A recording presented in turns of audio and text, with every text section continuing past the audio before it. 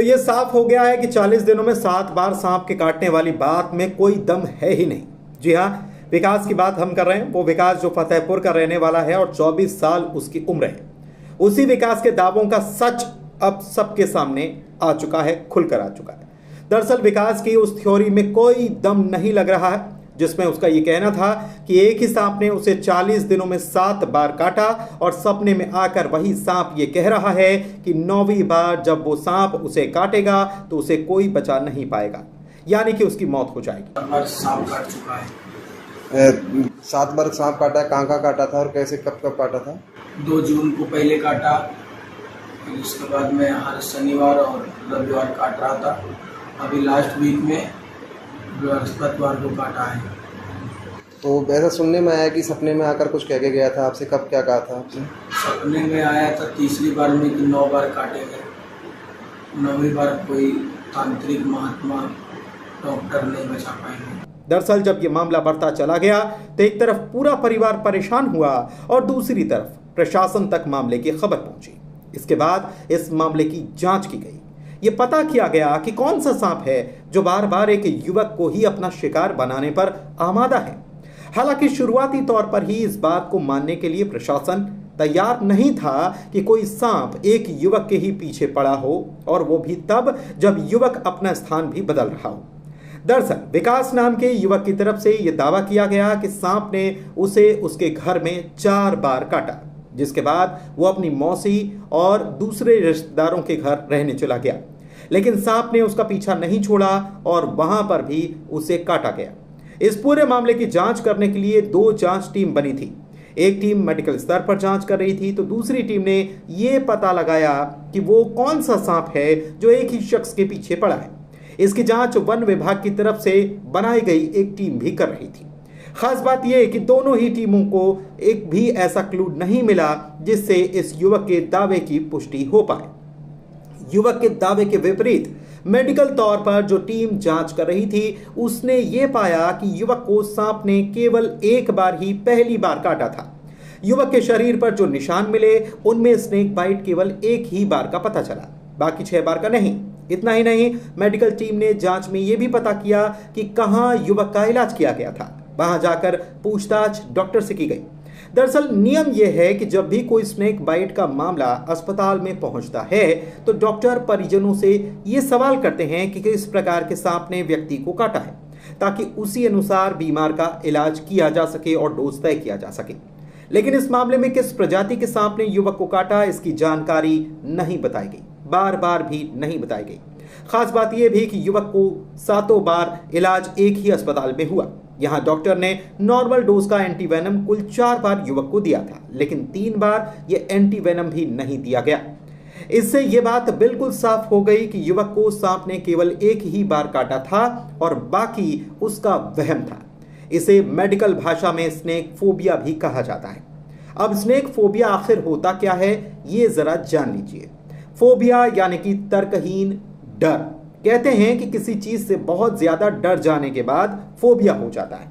विकास को भी सांप के एक बार काटने के बाद स्नेक फोबिया हो गया। उसे बार बार यह लगता कि वो सांप दोबारा आ गया और उसे डस लिया। इसी कारण उसने सभी को यह बताया कि उसे 40 दिनों में एक फन वाले सांप ने ही 7 बार काट लिया। हर बार जब उसे ऐसा लगता तो वो अस्पताल भी चला जाता, जहां पर उसका इलाज भी कर दिया जाता। इससे विकास को यह भ्रम और बढ़ता गया कि उससे लगने लगा कि सच में सांप काट रहा है। अगर निजी अस्पताल वाले उसे यह बताते कि उसे सांप ने नहीं काटा है तो शायद इतने दिनों तक वो इस डर में नहीं जी रहा होता, लेकिन ऐसा हुआ नहीं। हालांकि अभी इस बात का पता लगाना बाकी है कि आखिर विकास के शरीर पर जो बाकी 6 बार के निशान हैं वो बने कैसे। क्या विकास ने ही इन निशानों को बना दिया या फिर बात कुछ और है। लेकिन दूसरी तरफ इस मामले की जांच कर रही वन विभाग की टीम का भी ये कहना है कि जहां जहां विकास ने सांप के काटने की बात बताई थी वहां वहां पर जाकर चेकिंग की गई, जांच की गई, लेकिन किसी सांप का कहीं कोई पता नहीं चला। इतना ही नहीं, जिस सांप के काटने का जिक्र विकास कर रहा था उसे किसी और ने देखा तक नहीं था। यानी कि यह साफ हो गया कि यह विकास का भ्रम है, डर है।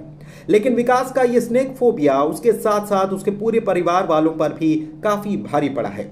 क्योंकि विकास के दावे के बाद एक तरफ जहां परिजन उसे अस्पताल लेकर बार बार भागते रहे और वहां का लंबा चौड़ा बिल भरते रहे, तो दूसरी तरफ ओझा, तांत्रिक और गुनिया तक की शरण लेते रहे। इतना ही नहीं, परिवार इतना परेशान हो गया कि विकास के इलाज के नाम पर उसकी मां के गहने तक उन्हें बेचने पड़ गए।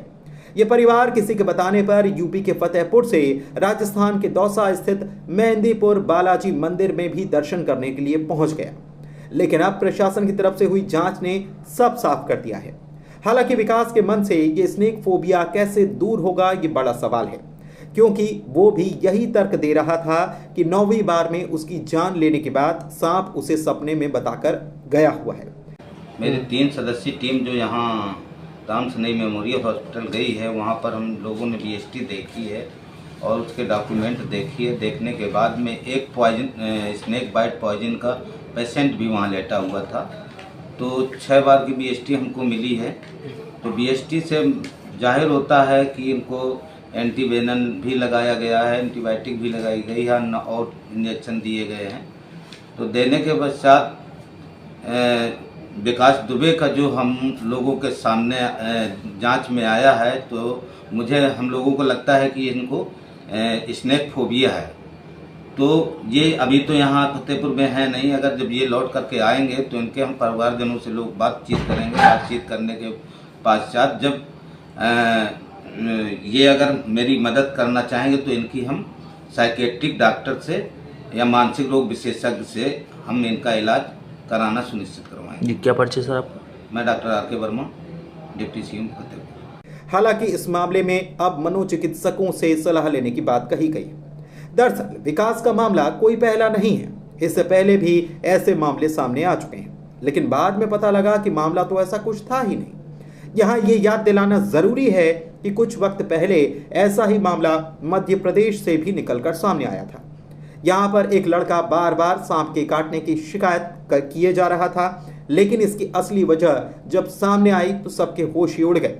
वो लड़का अपने शरीर में पेन से ही सांप के काटने के निशान बना लिया करता था। इसके पीछे के कारण की अगर बात करें तो वो है भ्रांति जो सदियों से चली आ रही है। ये माना जाता है कि सांप अपना बदला लेता है। खास तौर पर नागिन तब बदला लेती है जब कोई उसके नाग को मार दे और वो उसका पीछा करती रहती है। हमारे समाज में आज भी ऐसी बातों और विचारों की चर्चा खूब होती है। इतना ही नहीं, इसी डर को फिल्मों में भी खूब सजा धजा कर परोसा गया, जो आम लोगों के, आम जन के मन में नागिन के बदले जैसी बात को और मजबूती देता रहा।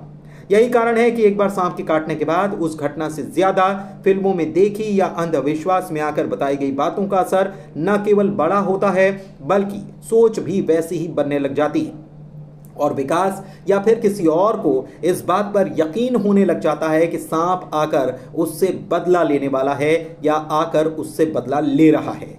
लेकिन हकीकत से इसका दूर दूर तक कहीं कोई वास्ता नजर नहीं आ रहा है।